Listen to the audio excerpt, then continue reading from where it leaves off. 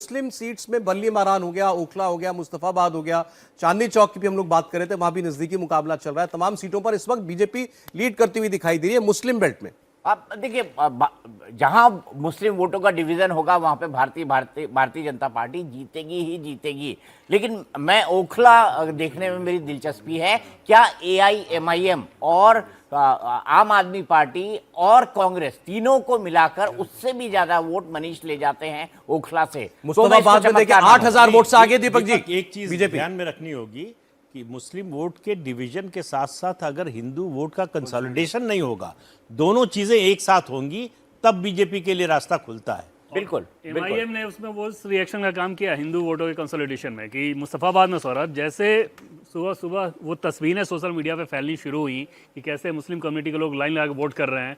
उसके बाद जो हिंदू इलाके हैं वहाँ पे जबरदस्त इजाफा देखा गया कि घरों से निकलना शुरू किए, और वो जो काउंटर पोलराइजेशन होता है ना, वो काम किया है मुस्तफा। अब जरा ओवरऑल टैली प्राची में एक बार बता दूं, 48 पर इस वक्त भारतीय जनता पार्टी टच कर चुकी है, 40 प्लस। पिछली बार 8 थी, इस बार 48 पर भारतीय जनता पार्टी आगे चल रही है। और अगर ये रुझान अगर नतीजे बन जाए तो इसको आप बीजेपी की लहर ही कहेंगे और कुछ और नहीं।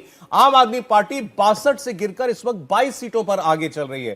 क्लोज कॉन्टेस्ट हो या ना हो, इतना तो साफ दिखाई दे रहा है कि आम आदमी पार्टी का ग्राफ बहुत गिरा है और बीजेपी का स्टॉक बहुत ऊपर गया इन चुनावों में। फिलहाल आप देखिए 36 पर तो सरकार बन जाती है, 48 सीटों में इस वक्त बीजेपी आगे चल रही है। मुस्लिम सीट्स में बीजेपी आगे चल रही है, दलित सीटों में कई पर बीजेपी इस वक्त आगे चल रही है। ये वो सारी सीटें जो ट्रेडिशनली आम आदमी पार्टी की मानी जाएंगी, ये वोटर आम आदमी पार्टी का माना जाएगा। लेकिन इन सीटों पर बीजेपी इस वक्त आगे चलती हुई जाती है। ओखला में अगर मनीष चौधरी 10,000 वोटों से आगे चल रहे हैं, पिछली बार अमानतुल्लाह खान 71,000 वोटों से जीते थे। 71,000 का ये मार्जिन अगर मनीष चौधरी इसे टक्कर दे पा रहे हैं और मनीष चौधरी अगर 10,000 की बढ़त बनाए हुए हैं, तो अंदाजा लगाया जा सकता है कि ओखला में कितनी जबरदस्त नाराजगी अमानतुल्लाह खान को लेकर रही होगी, या मनीष चौधरी ने किस तरीके से कैंपेनिंग किया, या तीन चेहरे मुस्लिम अगर मैदान में उतरे तो उसका सीधा सीधा फायदा भारतीय जनता पार्टी को हो गया।